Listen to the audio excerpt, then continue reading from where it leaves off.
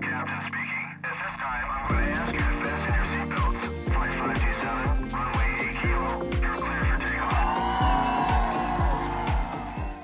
Hey guys, here we are. Gus, where are you today? Monsenio, Mexico. It's where they filmed the movie 10, Bo Derek and Dudley Moore, where she's running on the beach. Oh, Where I've I been. hear that are you going down to see that movie scene today? Yeah, tomorrow. Tomorrow Oh, we're going to that tomorrow. hotel. Lost, so whatever it is, it's lost somebody. But apparently all the scenes that are in the bars, the Yeah. bar still looks the same and all that. So it'll be fun. How cool is that? Yeah, down here for a Jim, how couple you days, doing? Holding vacationing. up in the cold? Yeah, got snow on the ground. You know, you're not far from me, about 15 minutes Yeah. away from me. It's Yeah, really just snow on ice, but it's pretty thick here. I got about an inch and a half. do you? Yeah, No I got a ice little here, bit more Bill. than you. No ice there, huh? 85 degrees and humid. I got air conditioning on right now. Wow, crazy. Yeah. Thanks everybody Yeah. for joining us today. It's a good day. Most of us, if not, or not most of us, but a lot of us have these Ring cameras or Blink cameras. I actually have a Blink camera, which is made by, guess who? Amazon owns Blink. Mm-hmm. Oh, really? But yet, who else owns Ring? Amazon. So they Amazon, buy yeah. multiple brands. I don't know why that is, but they do. They do have different products. But yeah, so today we're going to talk about this intelligent assistant era that we are entering in, because the Ring founder says that we're not just in the security business anymore, we're in the intelligent assistant business. Okay, so Right. what that means is your Ring doorbell just saw your neighbor's dog escape and texted the neighbor, coordinated the smart lock to let the dog walker in, and ordered dog treats for pickup, all while you were in a meeting. There you go. That's the future. That's for sure. Yeah, I know. Just about everybody I know has got a Ring camera. There's a few that don't, but there's so many good things about that, and we're going to talk about that a little bit. But what I liked initially about it was so easy to install. Anybody can do that install. If you have an existing doorbell, you use the same power, Yeah. connect it to the same thing, and it's wireless and connects to your wireless, and you're done within 10 minutes, really. And then you install the software on your phone, and you're good to go. And then you get real-time alerts, you get remote monitoring, like Bill was just talking about. You even get two-way audio. You can talk to the person at the front Yeah. door who's ringing your doorbell, which is pretty cool.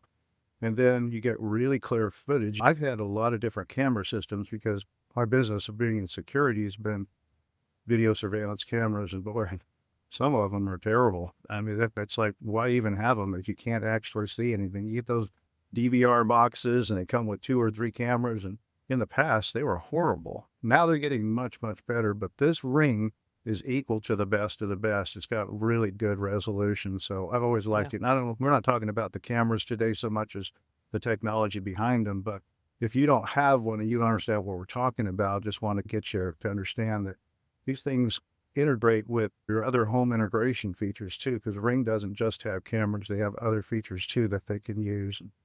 But what's funny is that Amazon has their own security products too. So now you've got Amazon competing with Ring, and they're the same company. Isn't this the way we talked about this the other day, Ralph? There's so much of this round robin. Let me hand $1 to you, and then you give it back to me, and it just keeps going the same thing. Almost all these industries are doing the same thing. Be careful, we're talking about this so much they're going to start calling us the Three Stooges instead of the Oh, right, yeah. Sub-Billionaire Bill. podcast. I'll right? give you Bill, $1. you No, got I'll to give cut you that $1. out. Yeah. I might call us the Three Stooges. There you go. Please don't. So I'll just tell you that I sold a little Ring camera that I got, and I didn't have any use for it. It was just one of these little tiny ones and very inexpensive, 25, 30 bucks or something. It's the cheapest Ring camera you can get. It's not the doorbell. And so I sold it at a garage sale, and some kid bought it. Ring will not, if that is registered to my Ring account, Ring will not let somebody else use that camera ever. So I Right. went in Did you give him Haven't his been money using back? the Ring for a while. Tried to undo it, right? I got an email about it. Tried to undo it. Couldn't figure out how to undo it. So this poor kid who spent $4 or whatever on a Ring camera he bought from me is like out of luck, right? Anyway, that's one of the things that they do a good job. If you buy a Ring camera, it's going to be yours forever unless you let it go. Wait a minute, Bill. I got a question for you. So is that $4 that you made there? Is that going to push you over the billionaire threshold? It's getting close, bro. We're going to have to kick you out of the club soon. I know. I know. Then we're in trouble, right? It seems like everybody I know has a Ring. I was surprised to hear that it's just 1 in 10 in the U.S., 1 to 10 people, because I It's don't know not as anyone that many doesn't people have as them. I thought. So I don't know what the deal. It's a luxury. Yeah. But what do you guys think about it seems like we touch on things like this with most of the AI supported tools, but the privacy issues. So does it bother you guys that this thing's going to see the dogs escape and call the dog catcher or whatever it does? Or is that a good thing? The Ring got in trouble because they were unknowingly to the customer sharing Ring camera feeds with police. And they had to quickly stop that. They got their hands slapped. And now you do have all these privacy features. So it's not something that somebody can take from you type of thing. But you know as well as I do, when you're dealing with all of these different security and privacy, it's death by 1,000 lashes. For instance, I was just trying to figure out when I get Google Fiber, which is coming to me soon, I want to have a VPN going to the internet because I'm on Amazon looking for something, and the next thing you know, on my Apple TV, up comes ads that are specific to what I was looking for. And if that's happening, then what about when I ask about a health problem or whatever? These guys are just completely violating our privacy, and there is no easy way of securing, for instance, a Chrome browser. But when it comes to these sort of security things, the better end processing, or what they call edge AI. Edge AI is where you use your own processors locally, like the new AI that's on some of the Intel chips. And if you have, like I have a 4070 GPU on my system. Jim, you have a Blackwell, I think, on yours, right? I do. So we can do what's called edge processing, where we do any of the AI oriented work on our own local systems. And so that's what they're moving to. And that's probably where Ring is going to start having, and a lot of things are going to be more localized, right? You're not sending that information out across the internet, even if it's HTTPS, SSL secure. You're going to be doing a lot of that stuff locally because you're going to have GPUs or these little INPs that you can use locally, and that's what they call edge processing. So it's going to get better, but nevertheless, I was just looking at and asking chat how to secure, once I get Google Fiber and I'm getting 3 gigs, how I can get my firewall, which is going to be a Ubiquity fiber gateway that will do up to 10 gig, how I can use that. Because what do I care about? Do I care about my Apple TV really, or any of these other devices on my network? Or if I have a Proxmox server and 10 VMs and they're going out and doing things, do I really care about them? No.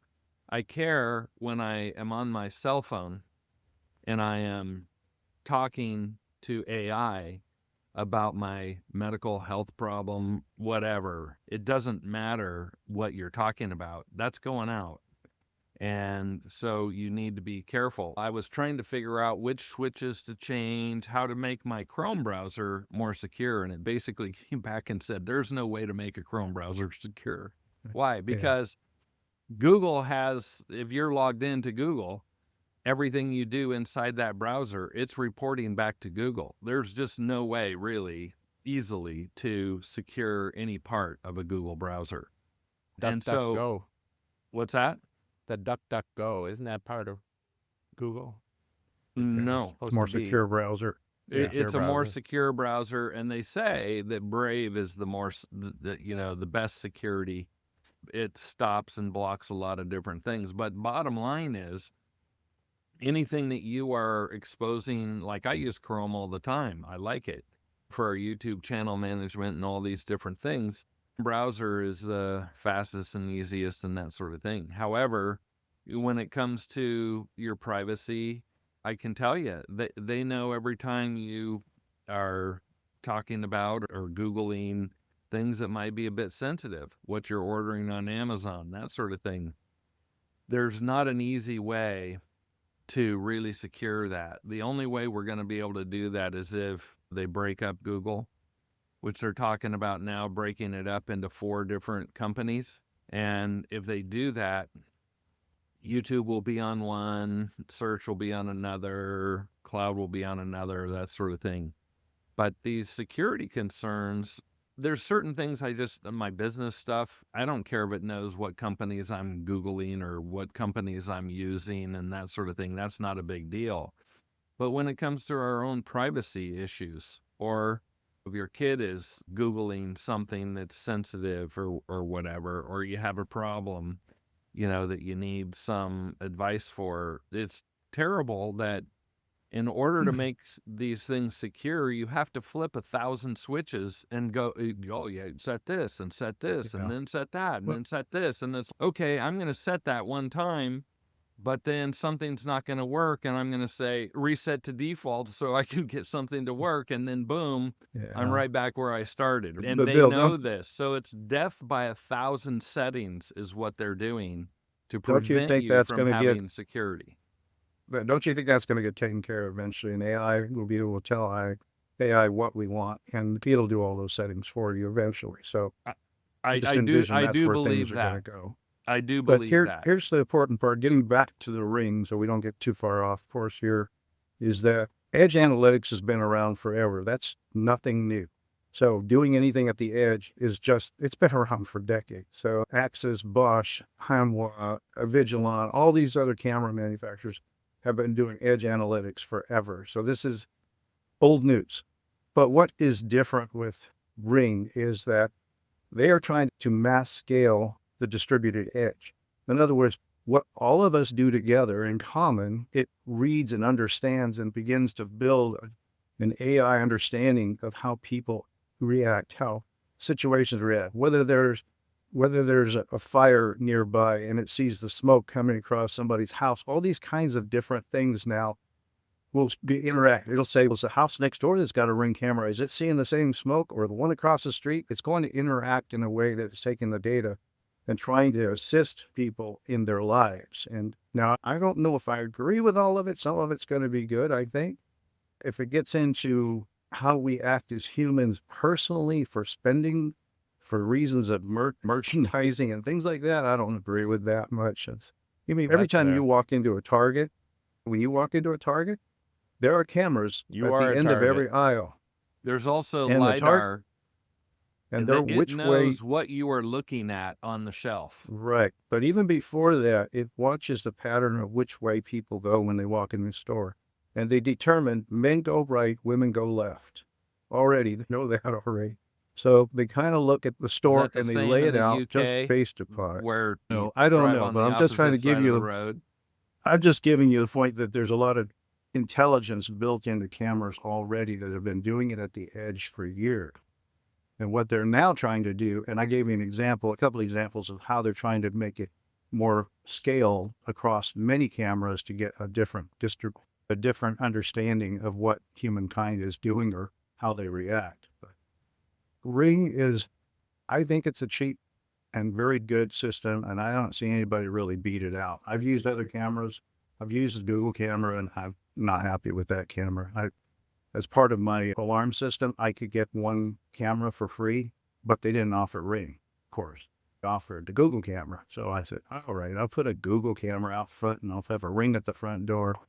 Man, that was the worst thing ever. I ripped that thing out after about a year and said, that Google was down more than it was up. It didn't interface with anything that I used. So anyway. It's just a matter of, I think with all these things, it's a matter of a trade-off between convenience and privacy.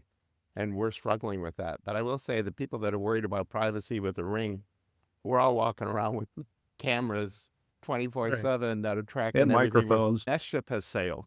The privacy thing, my sure. opinion. Yeah. That's interesting. Do you guys hear about the just moving on here? There's been a lot of press about how AI is going to be assisting cybersecurity.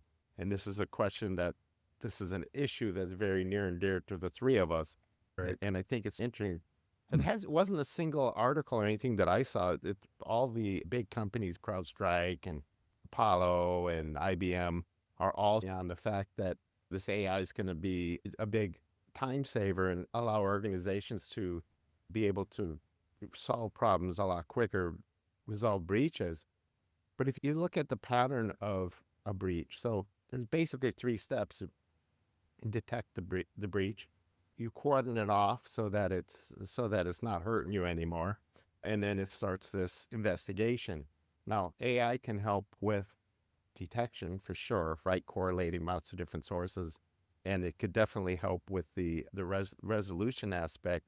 But before I hand this off, I just want to ask you guys, the average time is way down actually in 25, down to 6 months for folks knowing that I think it's 240 days or something, that realize that they're breached. That's down from the past, and probably is because of AI, that they're finding out that we're breached quicker, but nonetheless, it's still 6 months. So what Yeah. kind of data are you going to have AI searching through? Because Bill always says packets don't lie, and that's the best sort of data. Nobody's storing that for 6 months. How do we get around that? To have relevant data versus metadata, logs, which is all valuable, and AI can do an amazing job of searching through it instantly and 24/7. But if the packets have rolled off, what are you going to do? Yeah, there are some really great tools that help with that, right? Where it basically pulls out of the packets the relevant metadata and objects like certificates, files, etc., that are being compromised, right? And it's copying those files out of the packets and storing them long term. So you do have digital archaeology. You can go back and see what was stolen, because largely, many times, that's the biggest problem that companies have. Okay, we got compromised. What exactly did they really get? Because that is the analysis of the damage control. So there are some really great products that Like do what? that long I was trying term, to set 6 you up for months or this. longer. Yeah, I'm going to talk about WireX in just a second, but here, hold on. So I had a breach, a customer who had a breach here in Austin, and so I was called in to go and take a look at the breach. That it was a fraud on their accounts receivable where they managed to infiltrate their email system and get in between emails. But the point is that it took me about 2 days of kind of calibrating the emails, looking at one response to another and looking at it. We all determined what the problem was, but we're trying to find out who the culprit was, who was the bad actor. And all of that information's embedded in those emails. So you can find out, and then you can go back and take a look at known email sources and things like that to determine who it was. And we did identify where it came from. Fortunately, the bank system was able to put a hold on those funds, and it did not get to the bad guys. So that was good. But people wait too long before they get to a point where they have a breach. And you mentioned WireX, and that's what I wanted to go with this, is that tools like WireX will allow you to keep a good look at your system throughout normal everyday use to look for problems that might be a breach, might be the source of a breach. And you can identify those in advance instead of waiting till you find out that $250,000 was taken out of your account and gone to some other source. So I Yeah, think because it'll those look kinds of at the tools. emails and the threads and then the object files, Right. right? The object files tell you that here is the email, or here was the file, or here was the transaction.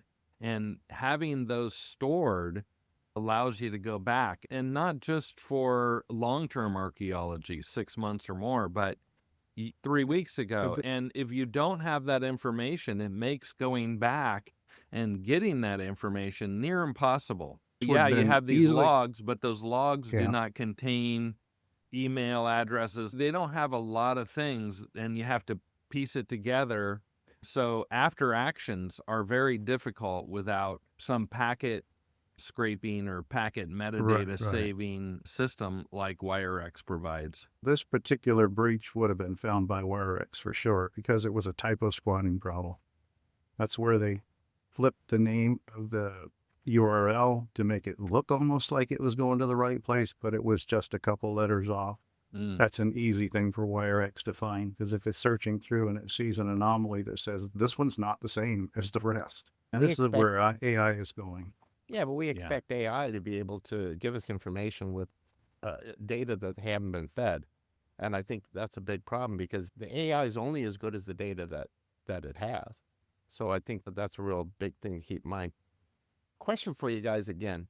So, great news, right? AI is going to help us get to the root cause faster, and it's going to help us detect faster. And this is all really good stuff. But the bad guys got AI as well. It's the cat and mouse game for we sure. always see. And how is AI going to help them on their side keep one step ahead of us? The AI that they're using is not misspelling words, is making sure that the story that it's basically trying to trick you into is written better, so it avoids your typical logic of this probably really isn't coming from my daughter, or this isn't coming from one of my employees, and those hints that we get as human beings. And that's how they're overcoming our senses, right? We apply logic to it, and it's, oh no, this has to be real because of this and this. Those same countermeasures can be used by AI. So I know that there's a lot of AI that is causing some new problems, but I think they're going to be fixed rather rapidly. They're going to be mitigated rather rapidly.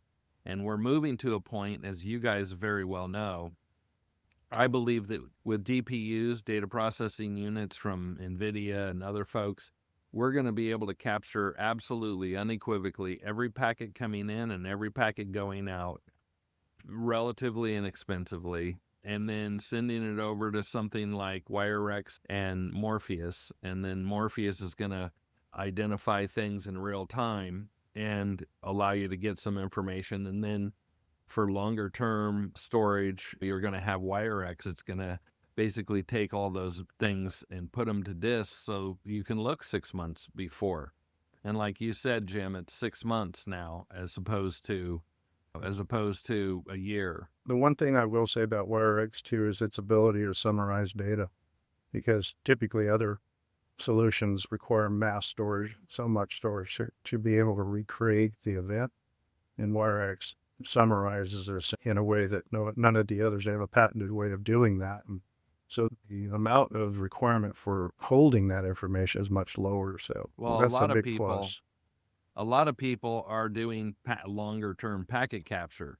Here's the thing. You go in and it's like, oh, we've been keeping our packets, and oh, pat me on the back. We've been keeping our packets for 3 weeks, 3 months, whatever. And then you go in and it's okay, that's great. We can find this if we have those packets. And then you find out that they sliced their packets at 128 bytes. What does that give you? About 64 bytes of Better data information.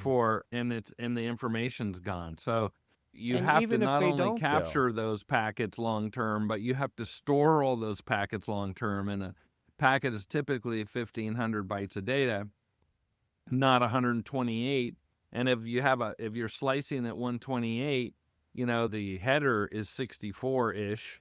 So you have 64 bytes of data per packet of a 1,500 byte packet. Yeah, that's not good enough. So when you're looking at doing these things, you need to make certain if you're capturing packets for a duration, keep the full packet. Why? Because essentially you can see who it's going to and how much, but you can't get any context. And that is what WireX does. It gives you the context of what the transaction was doing, and it takes that and stores it to disk while letting the packets go by, but those big raw packets, but it's taking all the context and storing it so you can go back and do long-term archaeology on it.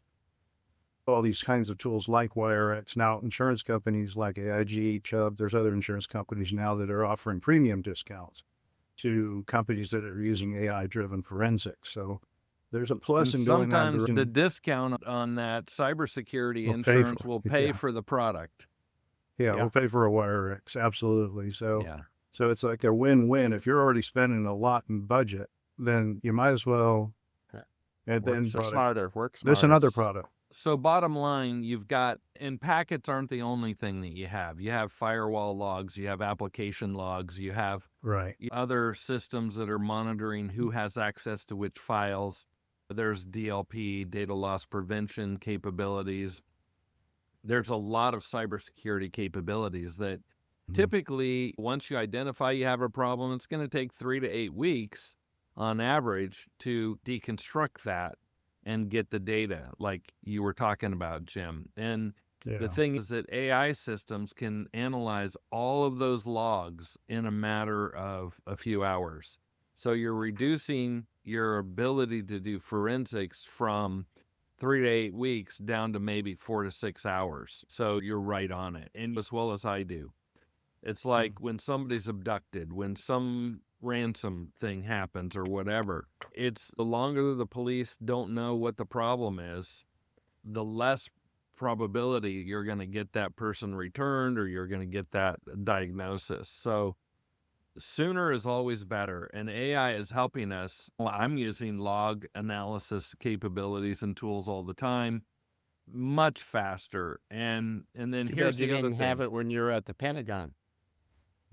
No, I didn't have that, right? It was very You had to do it difficult. the hard way.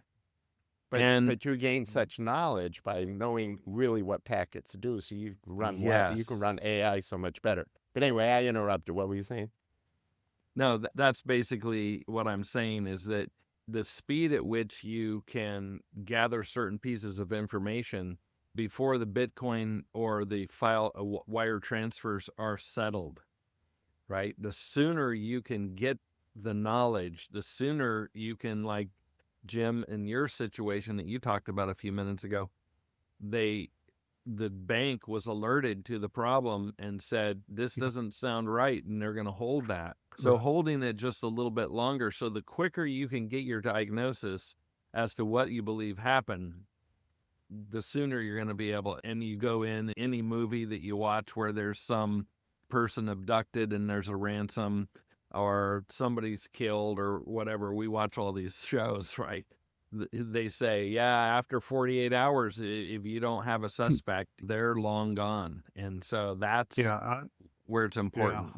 All this is about getting through all that, so much data that has to be sorted through, that has to be quickly gone through, compiled, understood, and turned into an outcome. And the less of that you have to deal with, the better. And one more thing, and it's because something I believe in more than anything is a solution that will actually prevent packets to be able to respond back to bad guys. And so a lot of this data that we talk about being stored up and being analyzed, we see a way that we can stop that. And our goal is here at Morpheus Cyber is to help you understand what the problems are, but at the same time, also tell you that there's some hope because some good things are coming down the road. AI is a good thing.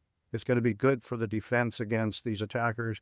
It is also going to be, yes, used by the attackers, but we're smart enough to already know where that's going to go and create the same kinds of responses that will prevent them from being successful. The other thing is solutions like Zero is one that I see will come out eventually, and that will just drop a ton of this traffic that we're now dealing with later in time. So look out for that down the road. So there is hope. I just want you to go away from this topic as we go to another topic and let you know that there is some hope. And AI is a good thing that's going to help us in that. So speaking of AI, and OpenAI is the one. Now, this is just my quick opening statement on this new topic. OpenAI and the lawsuit with Musk. It was not until, because if you take a look at AI, IBM had AI 20 years ago, and they were trying to sell companies on using AI way before OpenAI came out. What was it, guys? And I'll tell you, it was the fact that AI got democratized. until it was in the hands of smart human Monetized. beings, the consumer market. Until it was in all of our hands to do something with AI, it did not flourish. And then as soon as OpenAI came out with their capability, we all started using it. We all got creative, and look at what's happened. The thing is that AI is not new. It's 40, 50 years old. Here's the trouble. They were always using it with companies and only business B2B.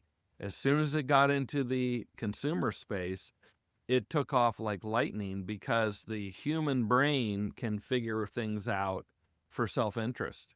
When we figured out that we could use AI for ourselves and benefit ourselves, it flourished. But when it was just an employee over at IBM trying to sell another employee at ABC Corporation, it didn't fly, right? Even though it had a lot of the same capabilities, it did not take off until it was democratized and in the hands of consumers and folks like ourselves. So Yeah, that's a bottom line of what's happened here, is that this became crazy. And so now I'll just toss out that red meat, guys.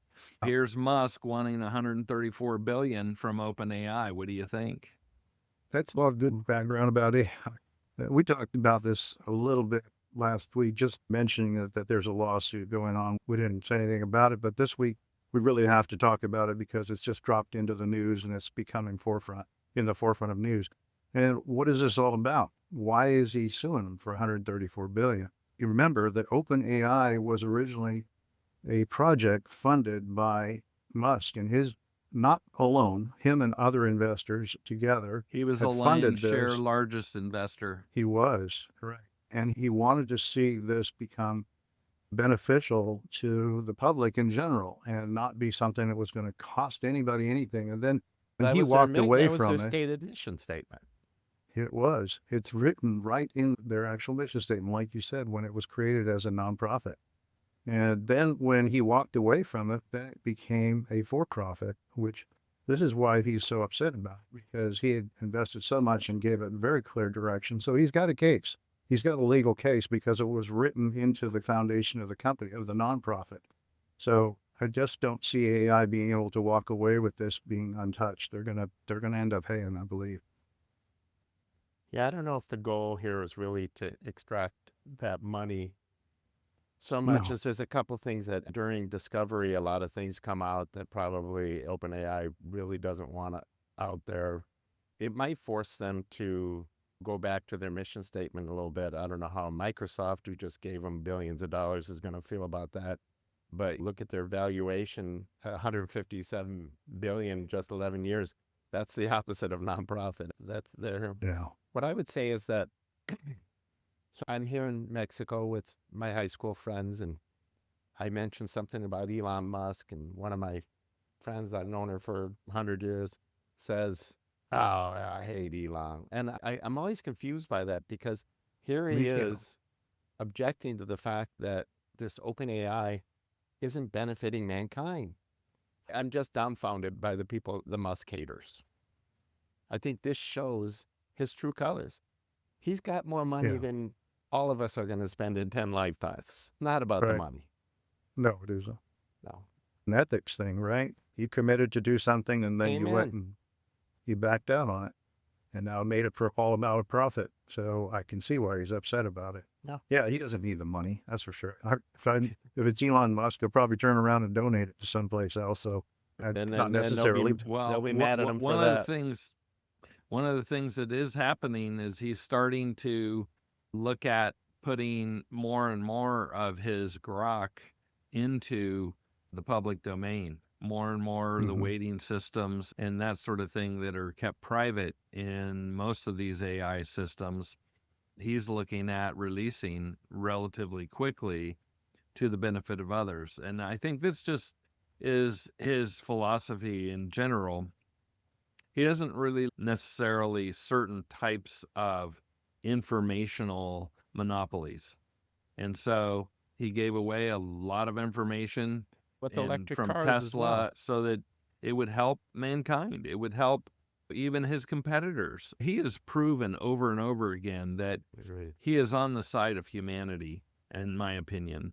And I there's think just it's a lot about of Yeah. and there's just a lot of people who are jealous of his money. But yet, do you know that I'm he jealous. lives in a house that's probably about half the size of ours? Because Do you that's know how he that? rolls. That's how he Down on rolls. down in at his star base, he has a house there. I think it's I don't know. I think I think he's 1,700 square feet or something ridiculous. initially he was in a very small space like that. But anyway, for him to, I think it's also about just betrayal. He's a guy who really is to relationships a lot. Like he and Trump had a falling out because he just felt like he was betrayed.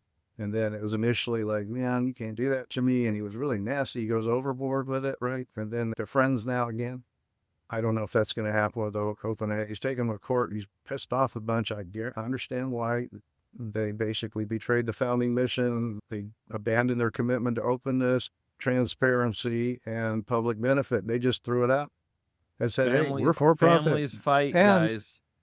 and he took it further. Now Yeah. they're going to put ads. They're going to put ads on OpenAI. Yeah. Well, they already that's over do the top. steer you to company A or company B. Let's face it. I use OpenAI all the time, and it's, oh, try this product. And then it's like I say, okay, I went over and looked at that, but what about this product over here? And it's, yeah, that product's okay. It's like, Yeah, but I you don't know if can I want to. I can see why he's doing the ads, because if you're using OpenAI for free, you're going to get ads. That's what's going to happen.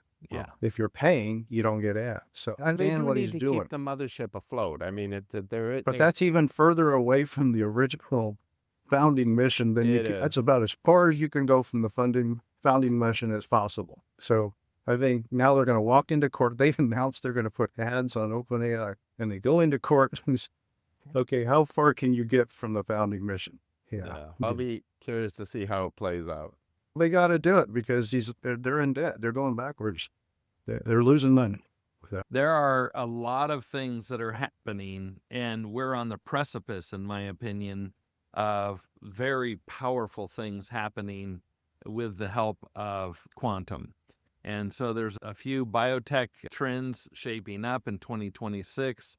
We've got some chips and processors, QPUs, quantum processing units that are coming out or were out last year. They're getting better all the time.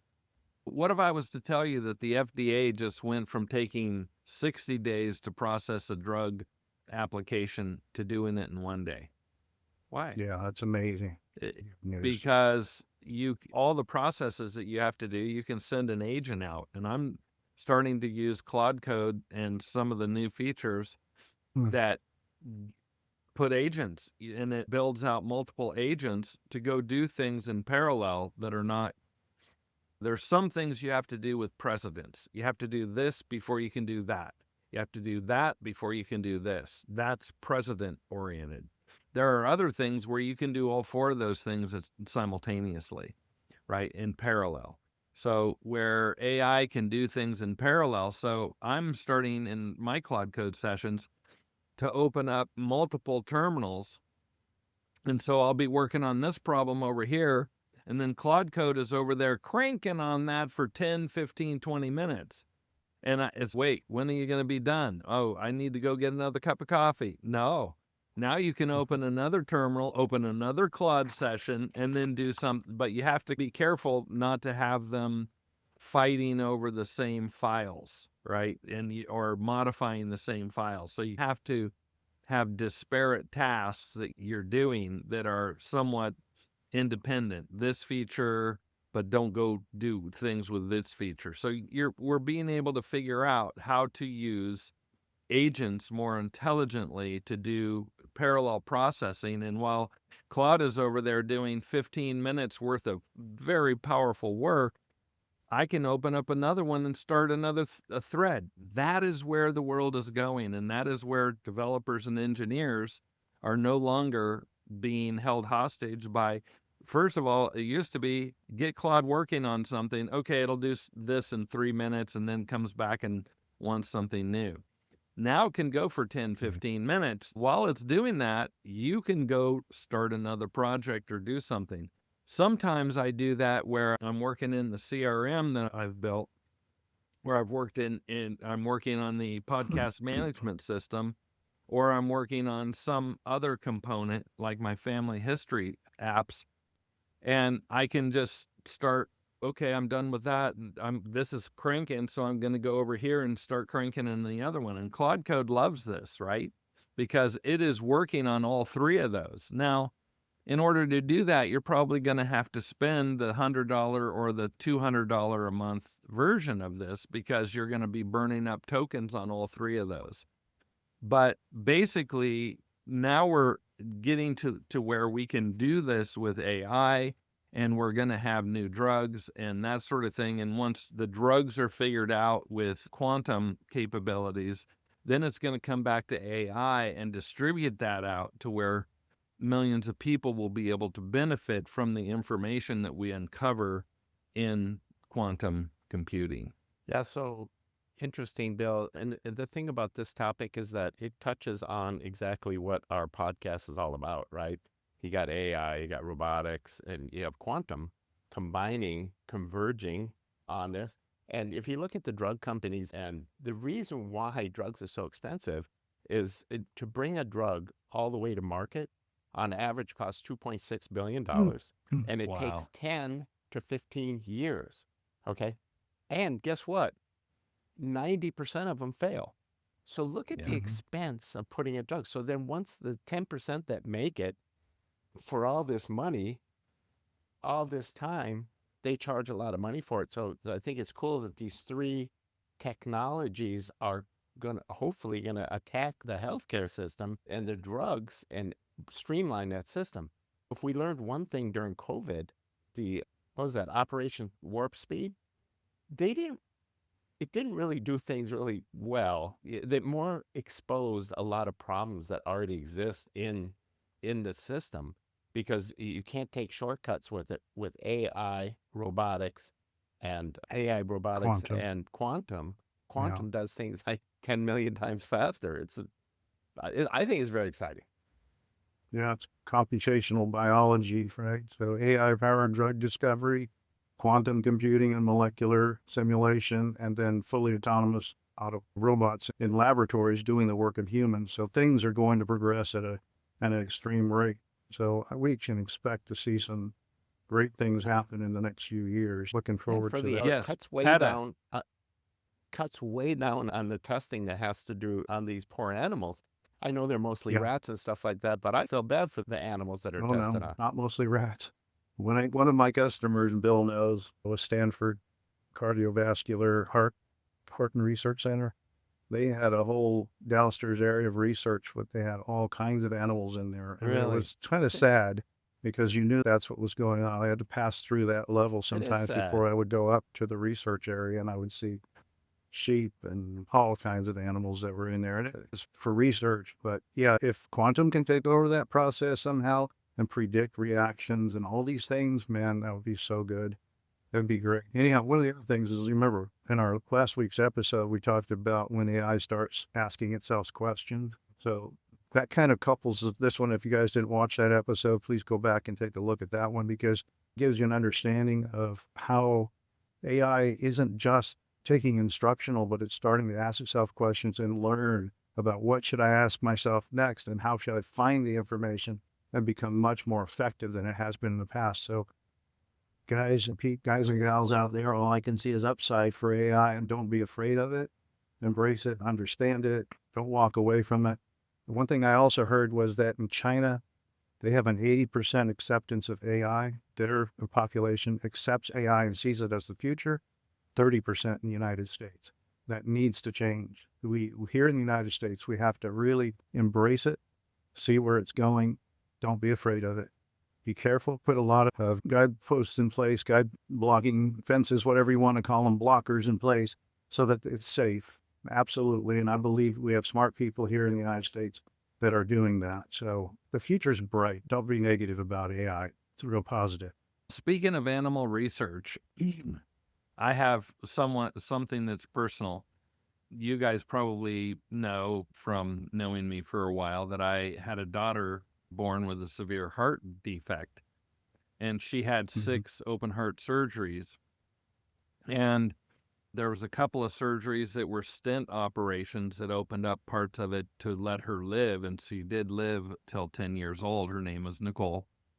And there came a movie later about how these stents were developed by a Dr. Blaylock, and he was credited with having developed these surgeries, right? Because he was a cardiovascular surgeon, he was all that.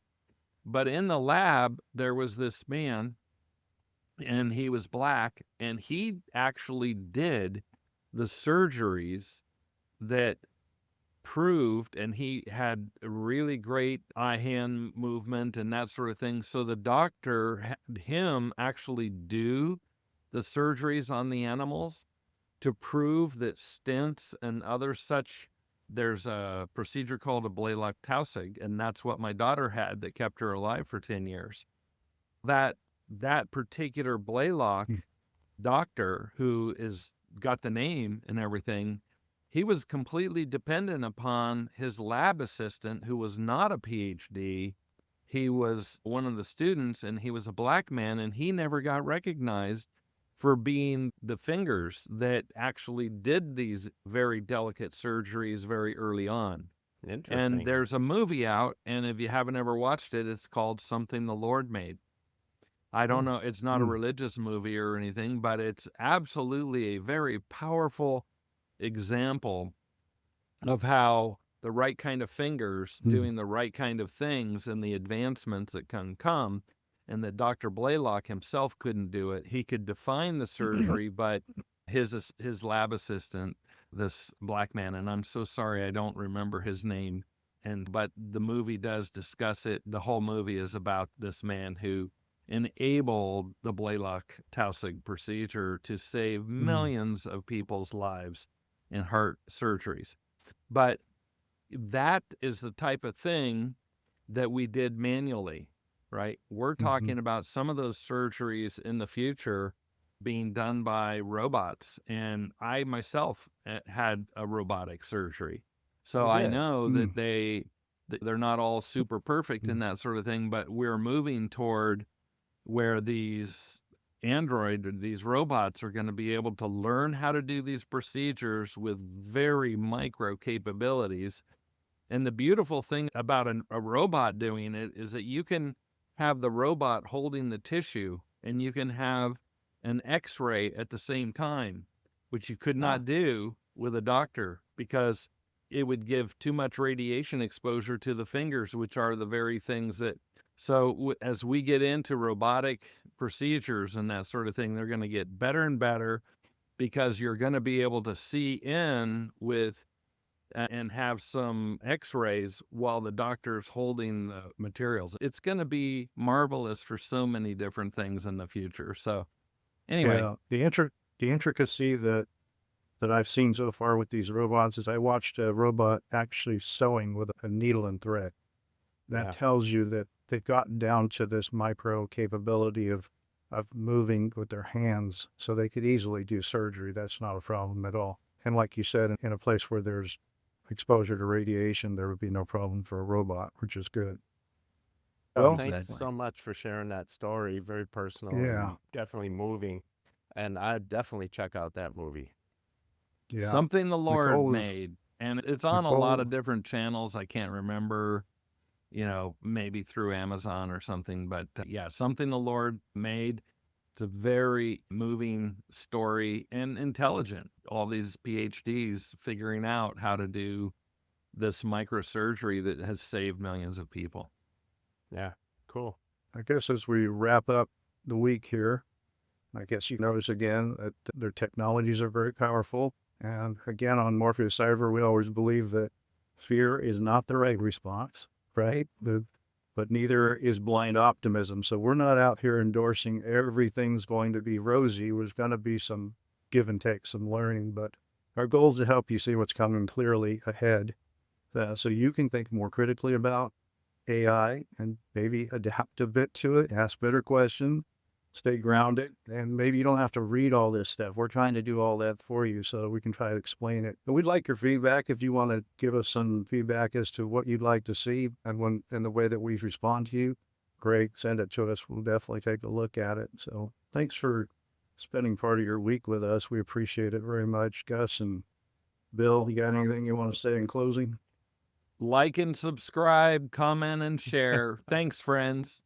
Yeah. Always. Adios, amigos. Take All care. right, take care. At this time, I'm going to ask you to fasten your seatbelts. On behalf of the flight crew, thank you for flying with us and have a pleasant day.